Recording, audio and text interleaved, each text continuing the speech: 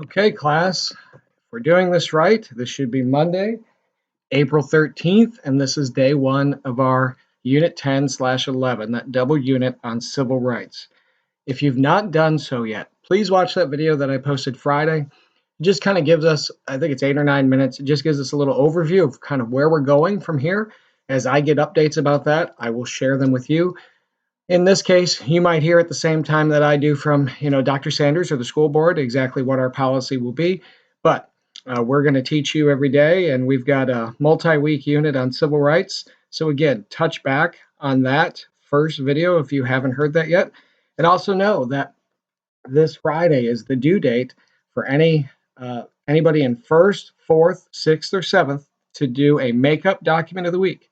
Now, if you don't have a missing document of the week, you don't have to do one. As a matter of fact, don't do one because there's no place for me to replace a document of the week if you're not missing one. Honors, it is a regular document of the week, and you get your choice of either the Ronald Reagan or a news story. Has to be within 7 days of when it's due this Friday. Going back to first, fourth, sixth, and seventh, it's a news story. If you need to, click on the video below Friday's video, a link that tells you how to submit a makeup document of the week, how to really submit any Google Doc as an assignment. And again, give that a shot. I think you'll find it pretty easy, maybe even easier than doing it the old-fashioned way. So let's get right to it. So those are your reminders. We are going to talk a little bit about the opening of this chapter. And by the way, your test results are already, we're in last month. If you haven't seen those, you can scroll way back on our class timeline and I have a review of those test scores as well. But let's jump into it here. And the first thing we have to do, we haven't done this in a long time, but we have to talk about what is it we are going to be learning about. Well, today we're going to focus on two objectives. We're going to talk about the new strategy for the civil rights movement in the 1950s. And we're going to be able to name two court cases related to segregation, one from 1896 and one from 1954. And you're going to have to tell the difference between those two. So I know I'm going to guess that you can't see maybe this little part right here because that's my recording bar that's not able to be moved. I will try to fix that or put that in another place for the next time. But let's get to the beginning of the chapter. And the beginning of the chapter, we usually start with vocab. Now, again, I want to remind you that for the vocabulary, it's not an assignment. It's something that you simply, if you write it down, you can go back to it at the end of the chapter and say to myself, okay, do I know what these terms are? Now, obviously, because of the way we're doing, especially today's recording, I'm not going to know if you know them. I'm going to kind of go over what people have known in the past and kind of extrapolate whether or not I think you'll know it. But we're going to list all the words. If I go too fast for you, remember, you have the amazing ability to do something you wanted to do all year. Pause me. You can even mute me, but that won't do you a whole lot of good. So let's start off with our terms for this double unit. The first one is AIM. So this is for Unit 10/11. AIM. It's an acronym, AIM, all capital letters. I'm going to guess nobody knows what that is, and that's okay, as long as you know by the end of the chapter. Bilingual education. That one I bet you know. I'm just going to guess that just seems so commonly used today, although it was considered a pretty radical concept at the time. The idea that if you don't speak a language, it's hard to learn in the language you don't speak. We have this sort of tendency as Americans to think that everybody should speak English.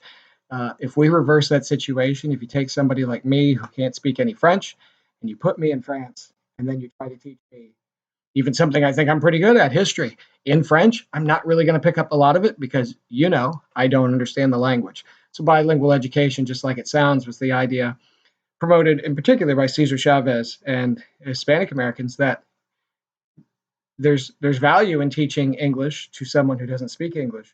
But in the meantime, you have to have that bridge where you're teaching them math and science and for that matter, English in Spanish.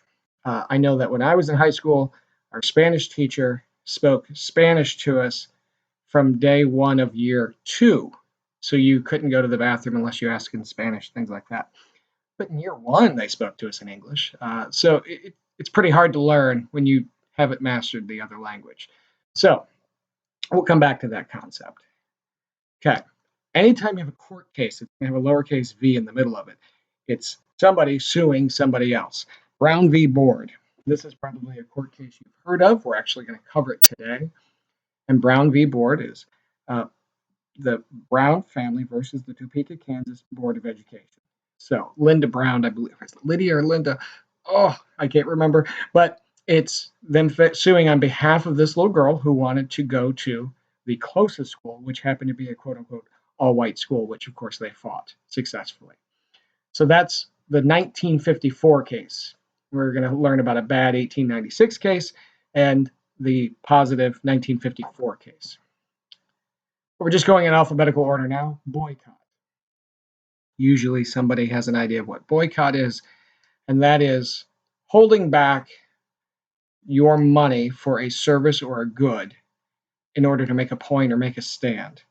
Sometimes people don't listen to even really well thought out arguments, but they will listen to whether or not you're spending their money there.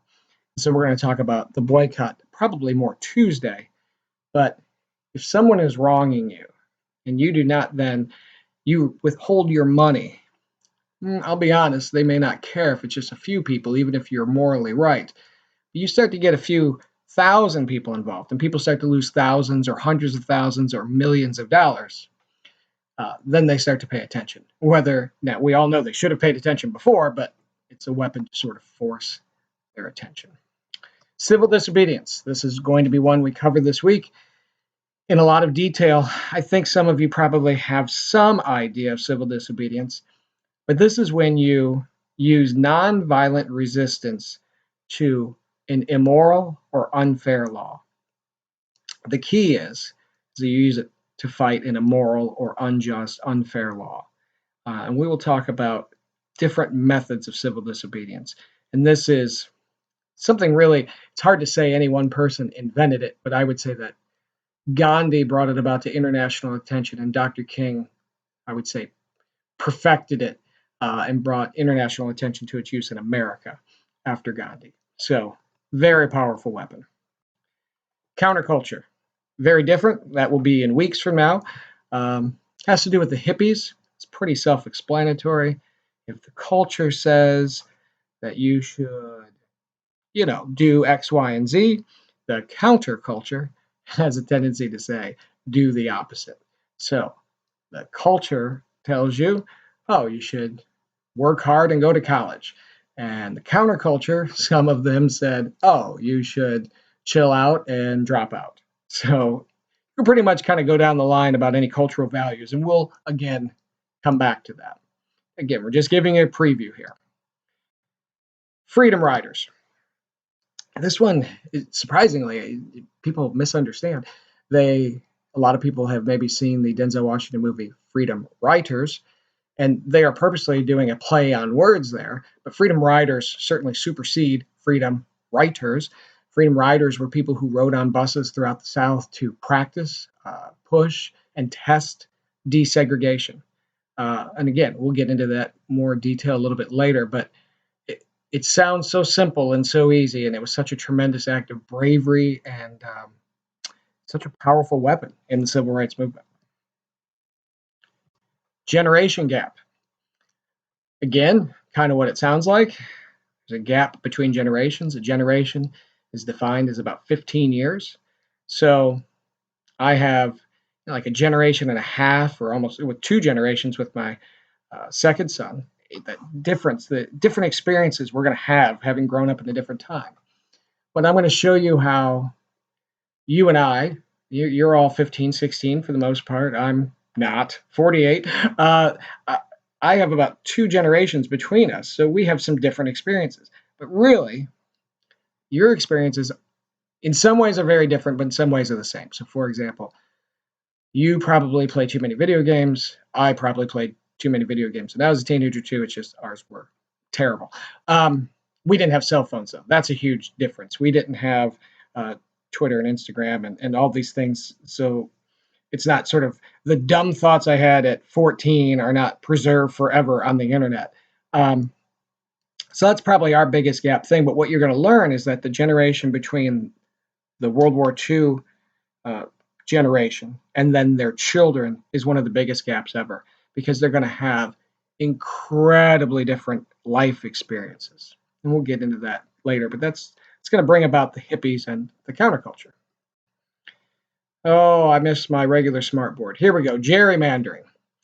Nope. Nobody's going to know this one, I don't think. If you do, good for you. Well, this is going to be one of those words that we just go ahead and write that one down. It's a tough word. I'll explain it when we get to it. But not too many people will know that one, and that's okay. We don't care if you know it today. We care if you know it when we come back at the end of the unit and kind of review. Hippies. A lot of you will know this. You may not know a great definition, but I think you can envision what a hippie, or at least a stereotype of a hippie, looks like. And those kids, well, today they're much older. They're in their 50s, 60s, 70s, but they would be considered part of the counterculture. Little Rock Nine. I'm going to guess probably a third to a half of you know who this is. These are 9 high school students who bravely desegregated Little Rock, Arkansas's high school. You're going to find out that just because Brown versus Board said schools had to be desegregated doesn't mean, boom, it happened in 1954. It took some time, and it took some brave individuals and people who shouldn't have had to have been that brave as 14, 15, all the way up through Ernest Green, I think 17 when it started. Kids that age shouldn't have to be this brave, but they were, and we'll learn about them a little bit today. This is the most misspelled word on the test, every year. Martyr. A martyr is somebody who dies for their cause. I'm going to give the example several times, but unfortunately, there are a ton of martyrs in this chapter, people who die fighting for what they believe in. They die for some important cause. And Dr. King is probably the most obvious example. Dr. King was shot and killed because at least one, we'll talk about the conspiracies later, racist shot him down because he didn't believe in Dr. King's fight for equality.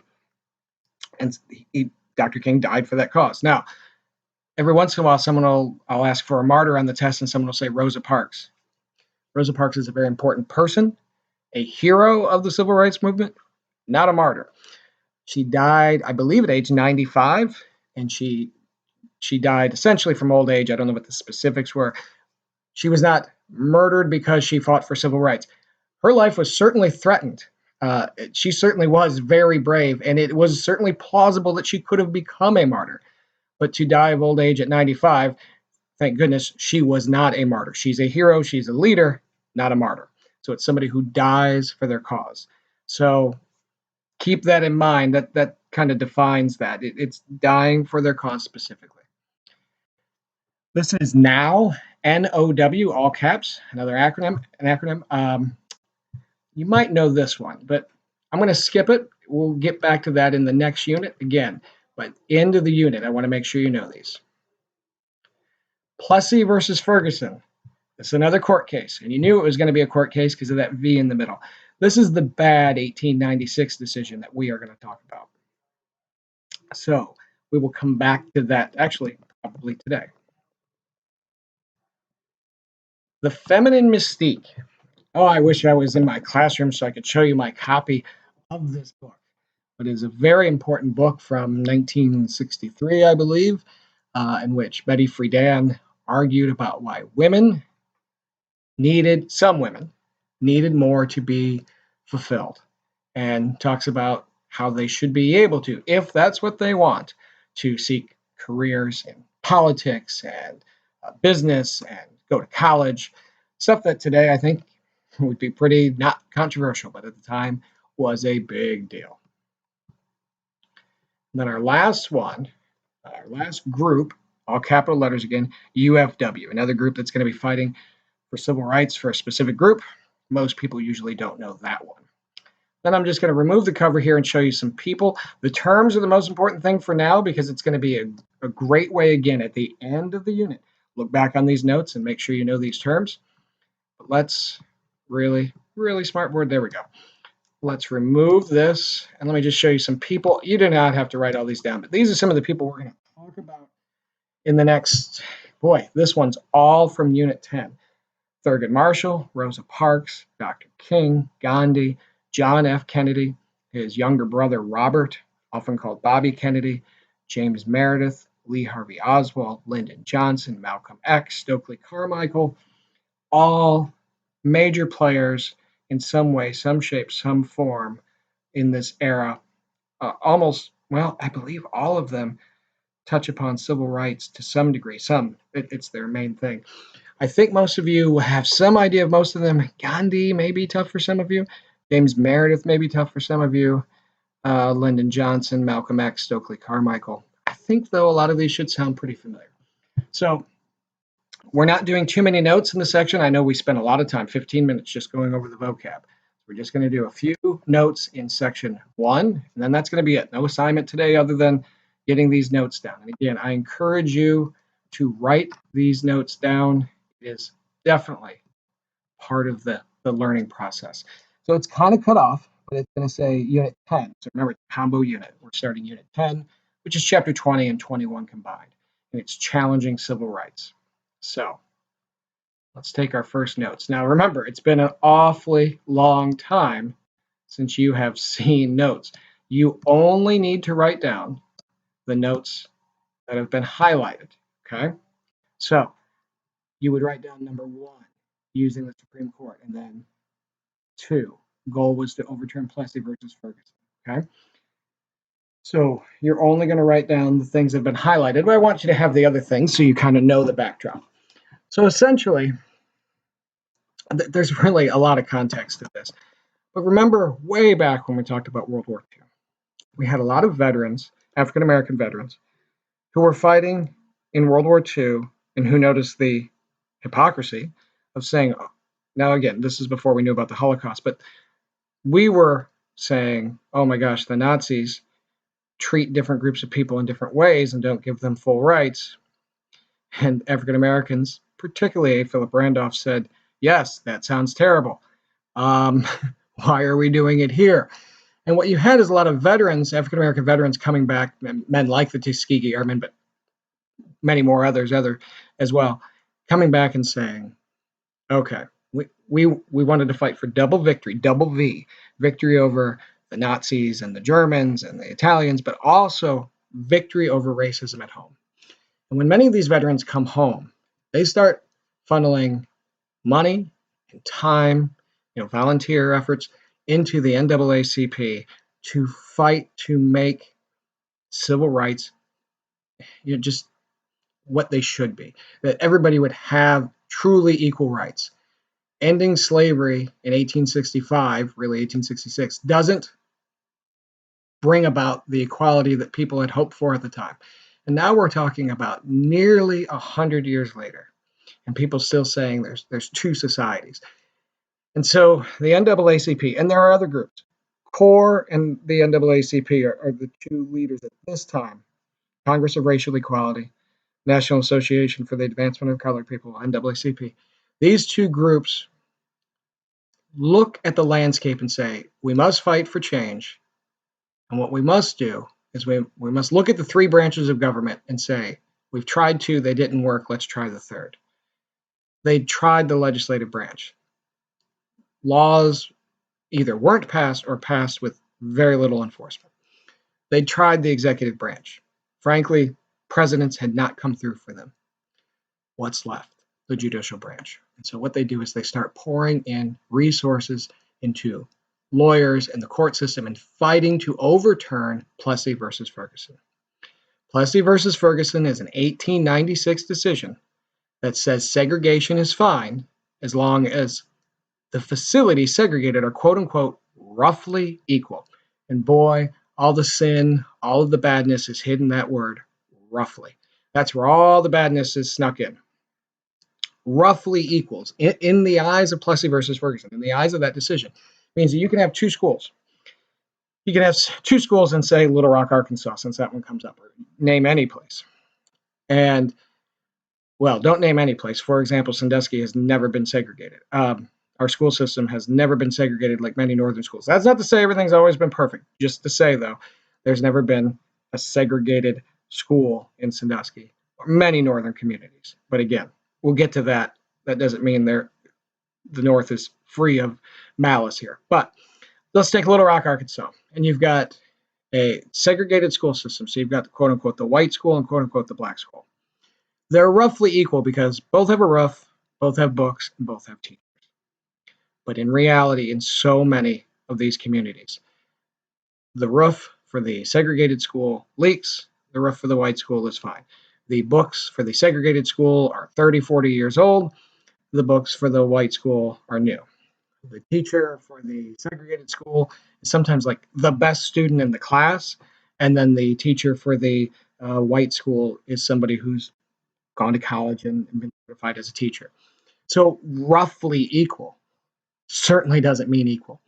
And so that's the goal, overturn this vile case. And so the NAACP eventually settles on a case in Topeka, Kansas. And the case that's going to make all the change in the world.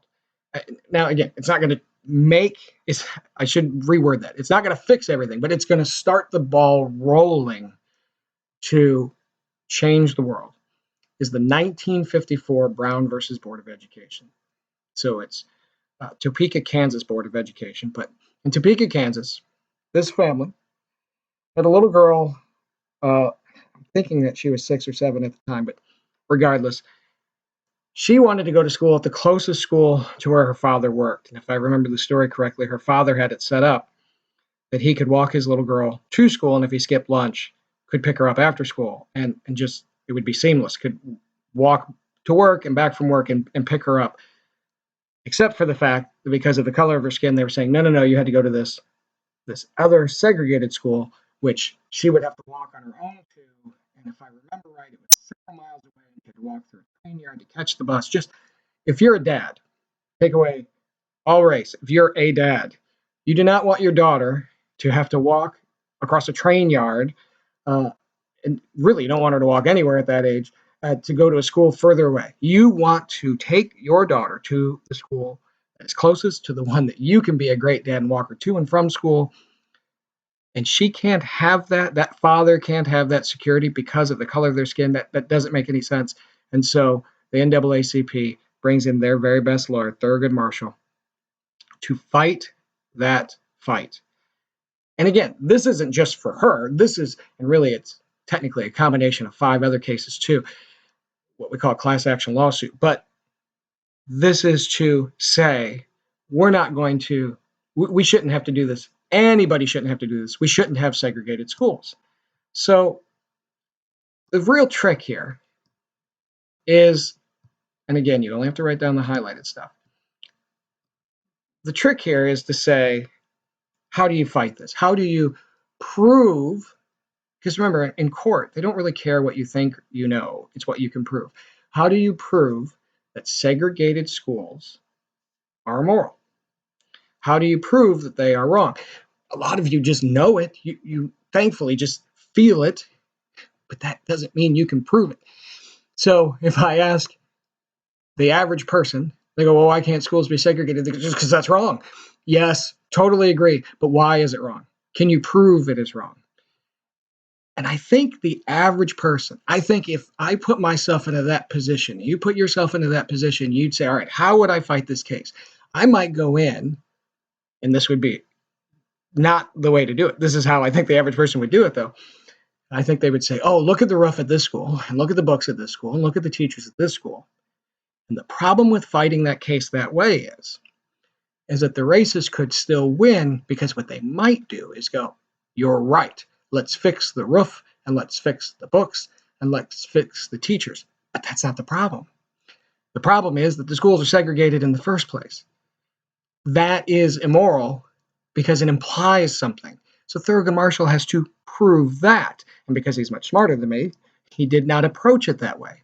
He said, I don't care if every building was exactly the same, which is not ever happening anyway, and every let's say the teachers went in shifts, and so it's the exact same teachers, and you bought all the books at the same time. He said, even if that were the case, which it's never the case, it still wouldn't be equal because you're implying something is different or wrong with this group because they must go over here. Well, how do you prove that? Well, he used the aid of this brilliant, sorry, I got to bounce around until I find this brilliant study done by, I believe it's Dr. Clark and his wife, both of which were psychologists. So there we go. There's Dr. Kenneth Clark. I think his wife might have been a doctor as well. She certainly was a psychologist as well. And they did this doll experiment. I've heard this told a couple different ways, and I will link a History Channel story to this. But essentially, these dolls, and I have a couple different pictures, I believe, in the notes of these dolls. These dolls were presented to little kindergartners. And these little kids played with these two dolls for X amount of time.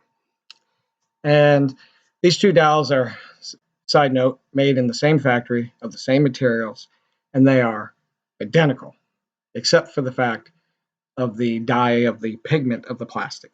Okay? One doesn't come with better accessories or something like that. So these psychologists have these kids play with these dolls.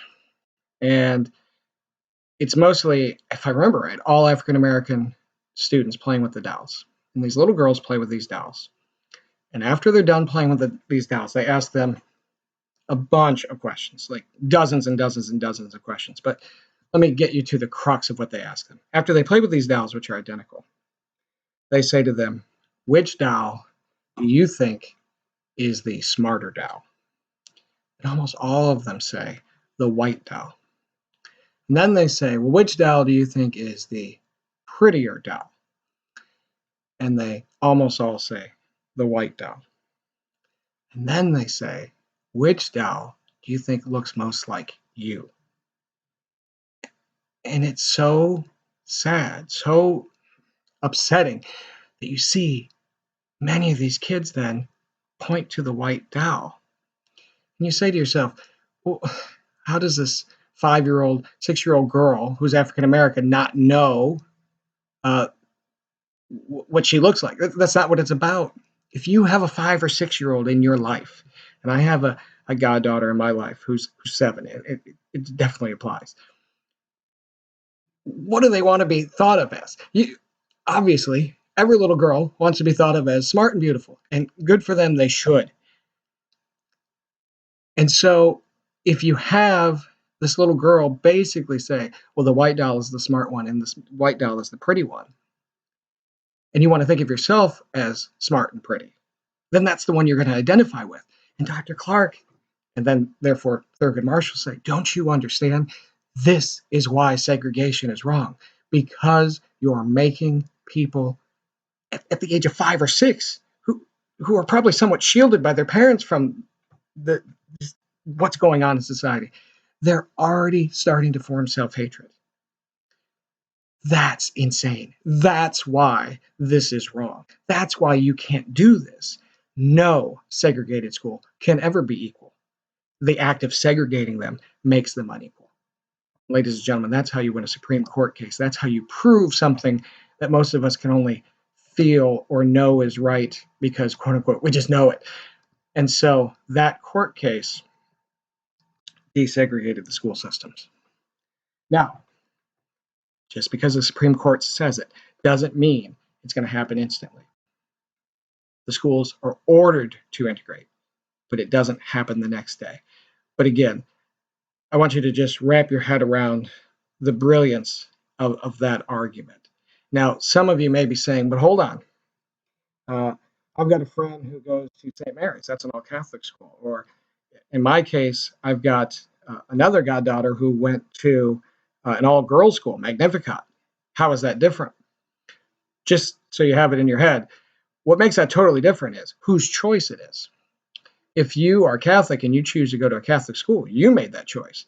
Imagine if we flipped it and said, because you're Catholic, you must go over there. That would imply something that society thinks. Oh, you're a girl. You have to go to Magnificat. There's such a tremendous difference between you choosing and then me saying, oh, but because of that, you have to go do that. That's the difference, just in case that was floating around in somebody's head. Okay, I know I've gone on a long time, but this is some important material here. So I'll stop here. 30 minutes is a good enough time for our first one. I will get into then the resistance to this and the first people who had to really step up and sort of follow this through, the Little Rock Nine, the students who are going to integrate that school system, the first students who are going to do that, and the turmoil they went through. Look for the links below. I've got a little link on Brown versus Board, or I will have a link, and I believe I'm going to have a link also to the textbook. If you just would rather read it than hear me babble about it, that's absolutely fine. So I hope you are safe and well. Tomorrow we will probably have a little assignment, but less of me talking. Okay? Let me know if you have any problems, something that I can help you with, or something you don't understand, and I'll help you through it. Okay? Thank you, everybody. Stay safe. Have a good day.